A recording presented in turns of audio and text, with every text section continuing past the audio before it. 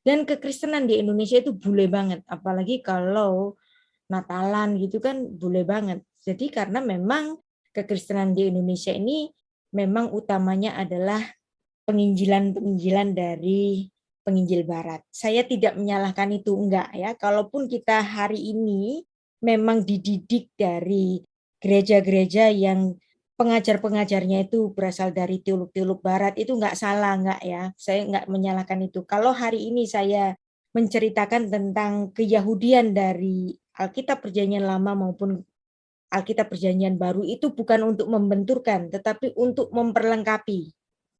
Jadi bukan untuk dikotomi, tetapi untuk memperlengkapi. Ketika kita mempelajari Alkitab dengan mindset Yahudi, Anda akan mendapatkan nilai yang jauh lebih dalam.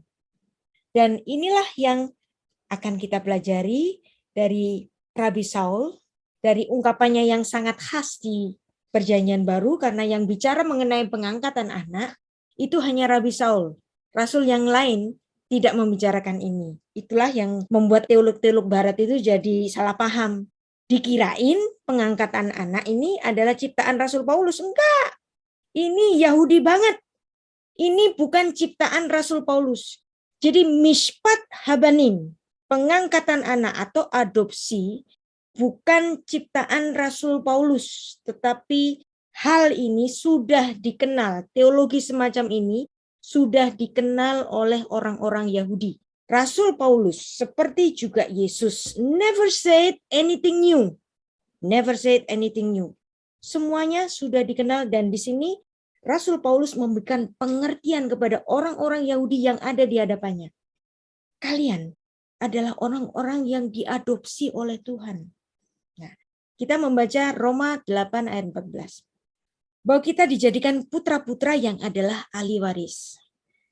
Ayat 14, semua orang yang dipimpin Roh Allah adalah anak Allah. Sebab kamu tidak menerima roh perbudakan yang membuat kamu menjadi takut lagi. Tetapi kamu telah menerima roh yang menjadikan kamu anak.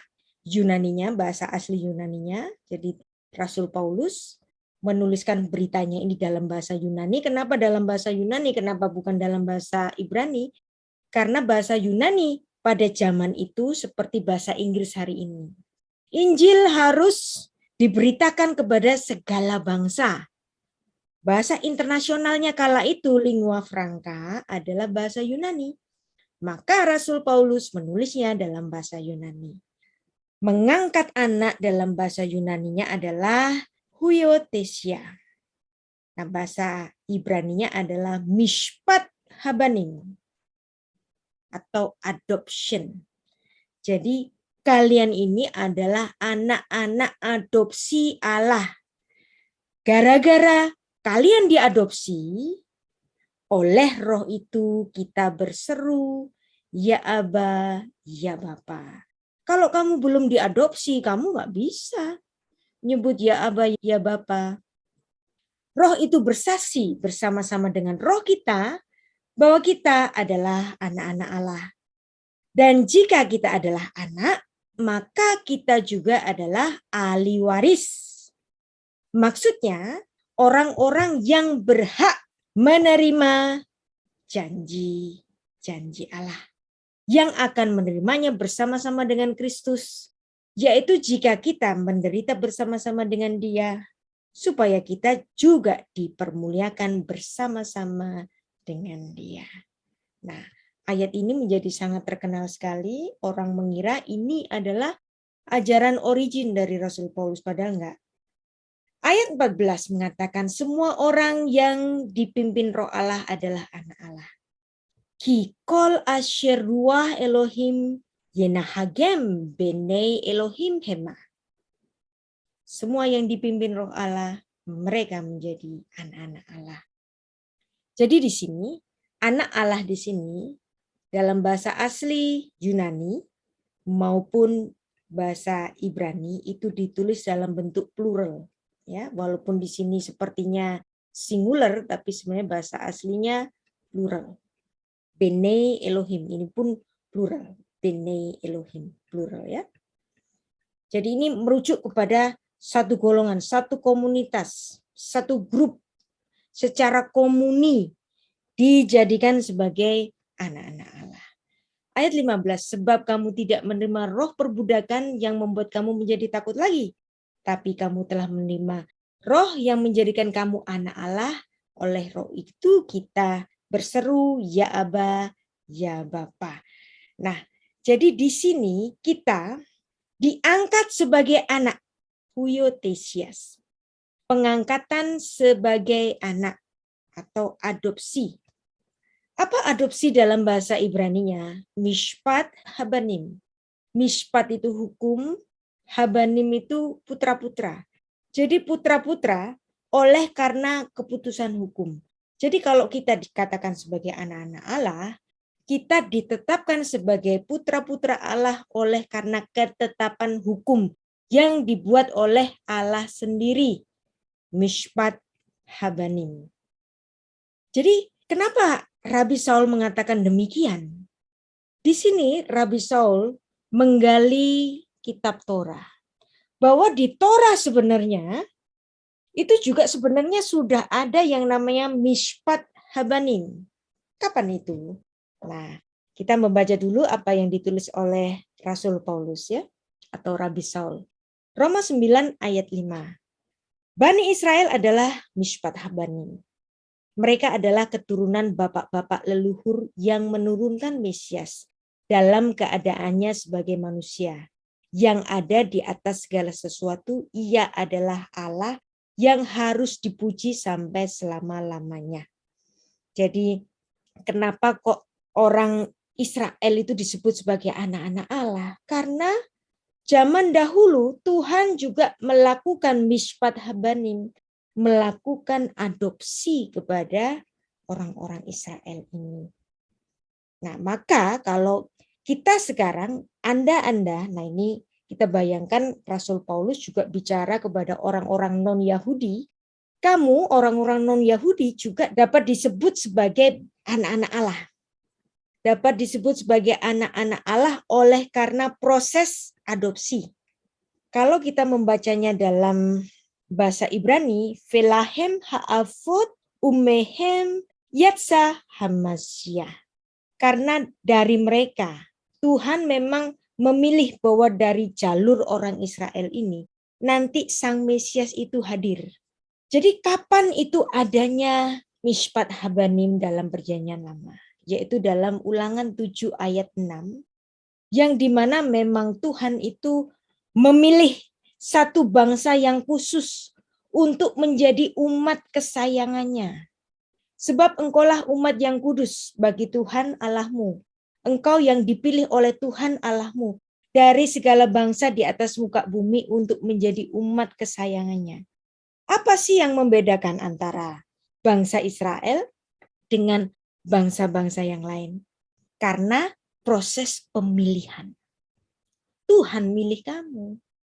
Sama dengan juga kita hari ini. Kalau kita disebut anak-anak Allah, karena kita pun dipilih oleh Tuhan oleh karena iman kita kepada Yesus Kristus.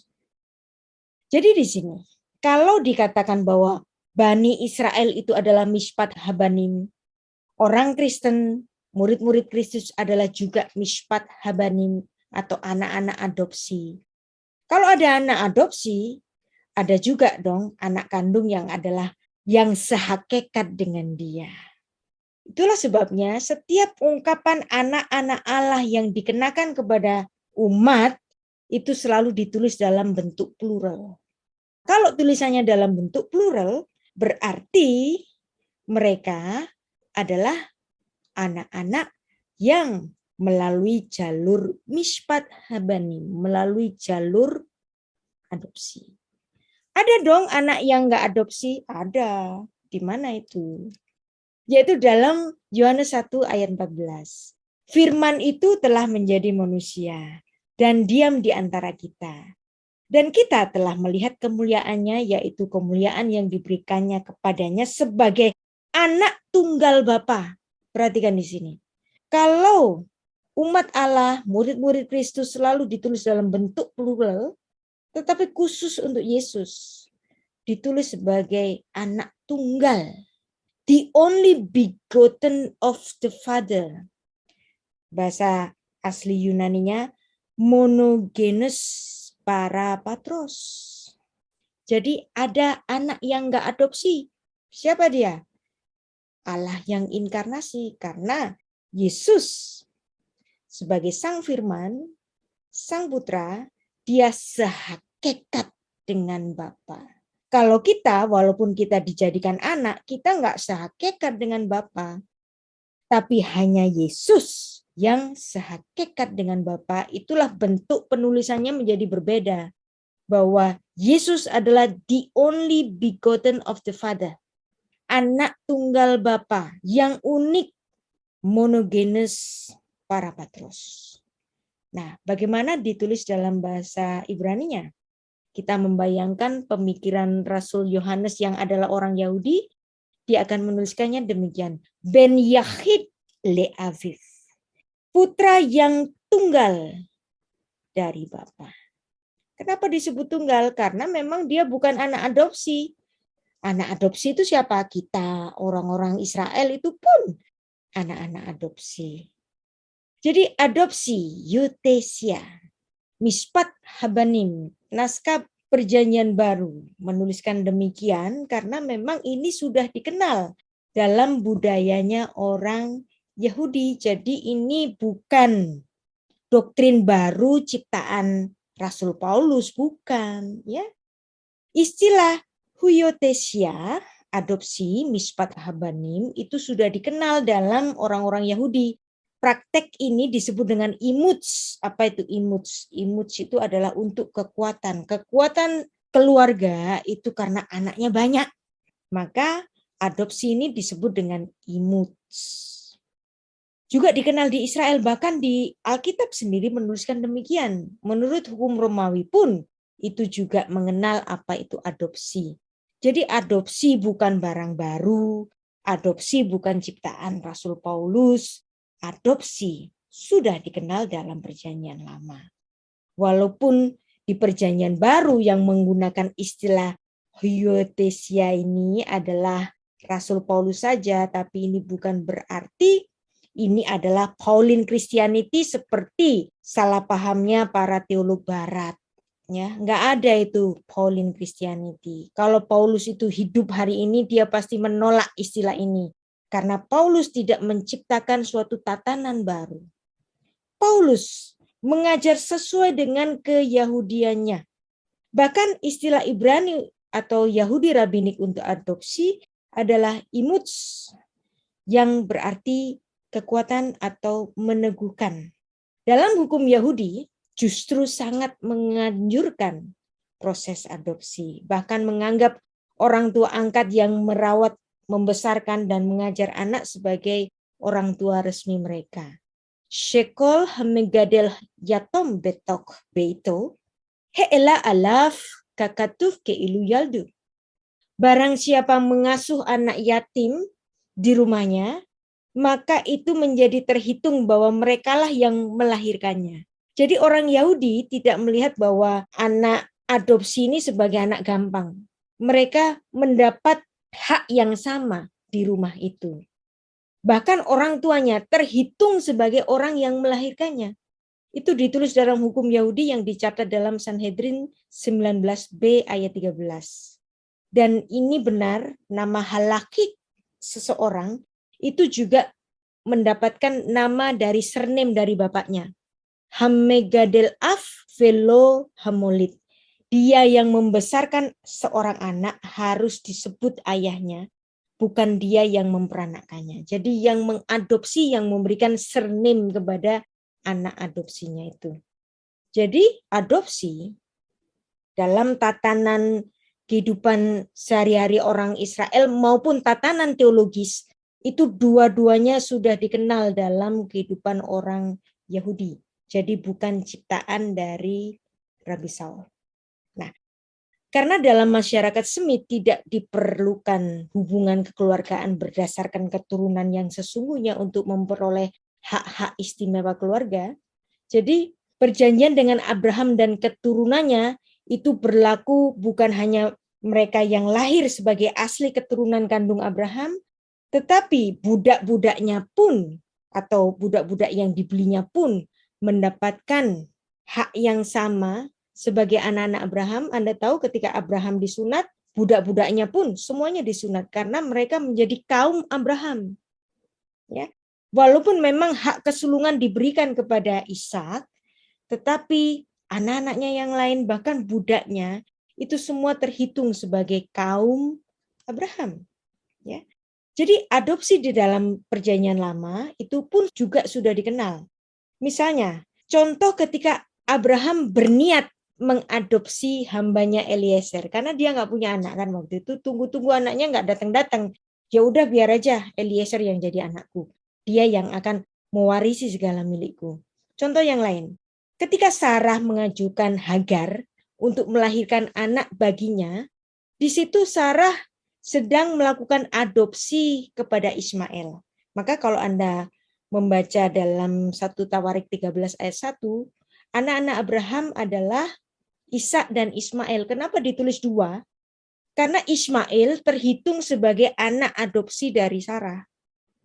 Maka dituliskan dua putra Abraham. Walaupun Abraham pada akhirnya juga mendapatkan putra-putra yang lain dari keturunan setelah kematian Sarah, tetapi yang dihitung sebagai putra Sarah itu adalah Ishak dan Ismail. Istri Yakub, Rahel, itu memberikan budaknya, ya, Bilha, untuk mendapatkan putra dari suaminya Yakub. Nah, itu pun juga merupakan proses adopsi. Jadi di Alkitab Perjanjian Lama pun ada proses adopsi. Nah, juga dalam suku-suku Israel. Di Kejadian pasal 49, di situ dituliskan jelas bahwa Yusuf diberi hak kesulungan oleh Yakub. Ya. Hak kesulungannya kemudian diberikan kepada dua putranya. Nah, hak kesulungan orang Semit itu memberikan dua bagian berkat. Dua bagian berkat itu kemudian diturunkan kepada putranya yaitu Efraim dan Manasye. Pada saat itu, Efraim dan Manasye dengan sendirinya mendapatkan suatu proses adopsi dari Yakub, yang dimana Efraim dan Manasye ditempatkan menjadi posisi yang sama dengan para pamannya. Ya, makanya ada suku Manasye, ada suku Efraim, walaupun dua-duanya ini adalah keturunan Yusuf. Yang di sini artinya Yakub mengadopsi Manasye dan Efraim sebagai putranya sendiri dan mereka pun menjadi leluhur dari suku-suku Israel. Ketika Musa diselamatkan oleh putri Fir'aun untuk menjadi putranya, itu pun juga adopsi. Dan Musa mendapatkan benefit yang banyak yang nggak diterima oleh saudara-saudaranya. Dia hidup sebagai Prince of Egypt. Dia dididik sebagai pangeran. Dia bisa membaca, dia mempelajari banyak hal yang akhirnya apa yang dia pelajari itu digunakan oleh Tuhan sebagai perlengkapan untuk memperlengkapinya ketika nanti Musa itu menjadi pemimpin bangsa Israel. Demikian juga Mikal, istri Daud, dia kan nggak punya putra, dia pun mengadopsi anak-anak sebagai putranya. Ya. Jadi ada banyak sekali proses-proses adopsi juga dalam arsip-arsip Nusi, catatan-catatan kuno, prasasti-prasasti kuno, itu juga ada banyak bahasan-bahasan mengenai adopsi. Jadi adopsi bukan barang yang baru. Bani Israel, Perjanjian Lama menyatakan bahwa Israel itu pun Mishpat Habanim dalam konteks teologis. Roma 9 ayat 4. Rabi Saul bicara mengenai bangsanya, orang-orang Israel yang telah menjadi putra. Dia mengatakan Velahem, Mishpat Habanim. Dan mereka itu menjadi orang-orang yang diadopsi. Menjadi putra-putra Allah oleh karena adopsi. Kecuali satu. Ada satu yang tidak dikatakan adopsi yaitu Yesus Kristus. Dan Yesus Kristus dikatakan sebagai anak tunggal Allah. Nah, sekarang kita masuk pada sejarah Exodus. Kita bertanya, kenapa sih Tuhan itu mengadakan tulah yang ke-10? Yaitu kematian anak-anak sulung. Jadi ini di antara 9 tulah lainnya, tulah ke-10 ini menjadi gong dari semua tulah. Ya, kenapa? Nah, karena di sini Tuhan sudah mengatakan bahwa engkau ini anak-anakku. Tapi antara manusia dengan Tuhan ini kan hakikatnya beda. Hakikat berbeda tapi dia mengambil, inilah proses adopsi. Ya, Keluaran 4 ayat 22. Maka engkau harus berkata kepada Fir'aun, beginilah firman Tuhan, Israel adalah anakku, anakku yang sulung. Tuhan mengatakan bahwa Israel adalah anakku, bahkan anakku yang sulung. Dan ini diajukan kepada Fir'aun sebelum jatuhnya tulah 1, 2, 3, 4, 5 sampai yang ke-10. Ini sebelumnya sudah diungkapkan oleh Tuhan untuk disampaikan kepada Fir'aun. Kasih tahu ya ke Fir'aun ya, bahwa Israel itu adalah anakku, anakku yang sulung. Nah, di mata Rasul Paulus, pengakuan Israel sebagai anak-anak Allah ini adalah mishpat habanim. Ini adalah pengangkatan anak, yaitu adopsi. Ayat 23, sebab aku berfirman kepadamu, biarkan anakku itu pergi, supaya ia beribadah kepadaku, tetapi jika engkau menolak membiarkannya pergi, maka aku membunuh anakmu, anakmu yang sulung. Ya. Jadi sebelum Tuhan menjatuhkan 10 tulah, Tuhan sudah ngasih warning.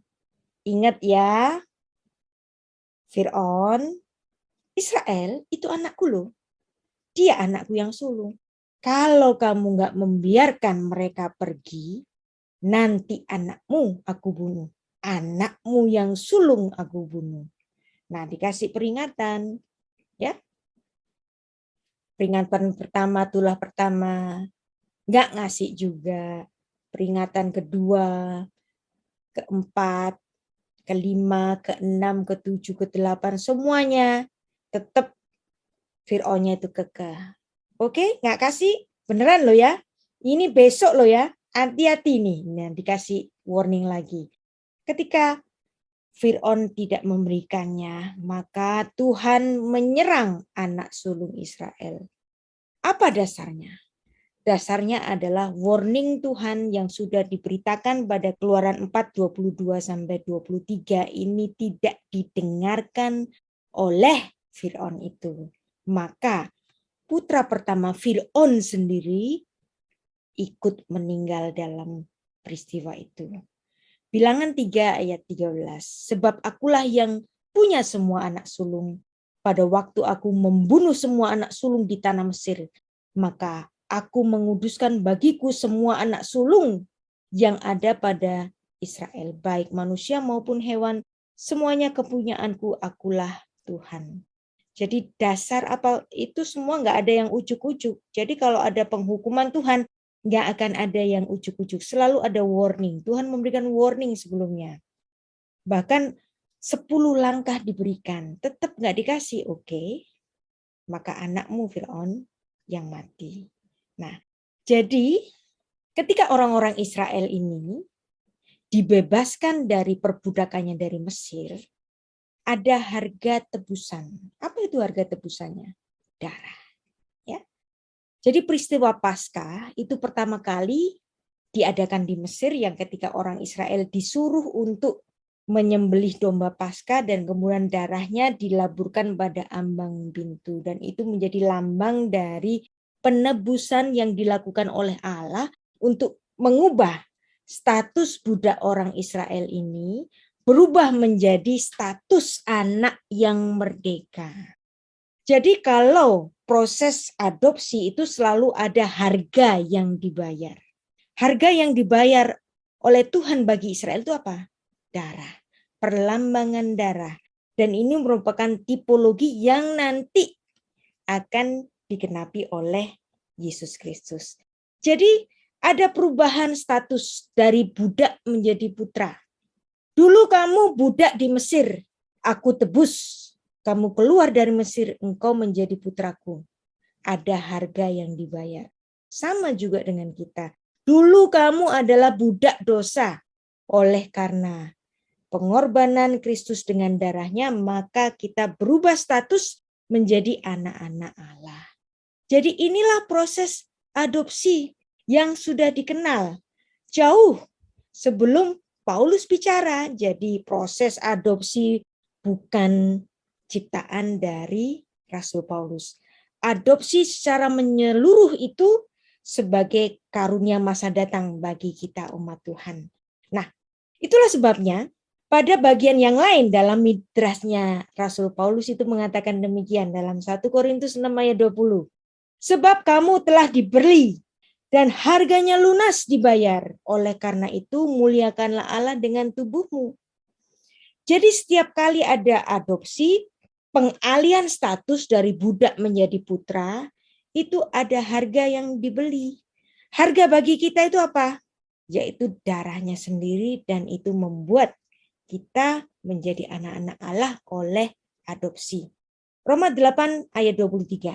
Dan bukan hanya mereka saja, tapi kita yang telah menerima karunia sulung roh, kita juga mengeluh dalam hati kita sambil menantikan pengangkatan sebagai anak, yaitu pembebasan tubuh kita. Galatia 4 ayat 5. Ia diutus untuk menebus mereka yang takluk pada hukum Taurat, supaya kita diterima menjadi anak.